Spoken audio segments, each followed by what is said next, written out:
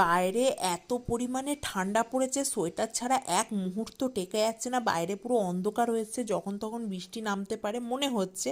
আর আজকে ফুলমালা নিয়ে এসছে কৌশিক, কারণ আজকে হচ্ছে কৌশিকের দাদুর মৃত্যুবার্ষিকী।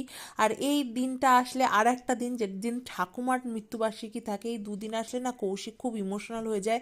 মানে ইমোশনাল তো দূরের কথা, চোখ দিয়ে জল বেরিয়ে যায়। ওর ঠাকুমা দাদুর সাথে খুব বলেন একটা অ্যাটাচমেন্ট থাকা, সেটাই ছিল। তো মানুষ তো সারা জীবন সাথে থাকে না, এই স্মৃতিগুলোকে নিয়েই বেঁচে থাকতে হয়। তো কৌশিক এই দিনগুলো আসলে সেই পুরনো কথাগুলো মনে করে আর ইমোশনাল হয়ে যায়।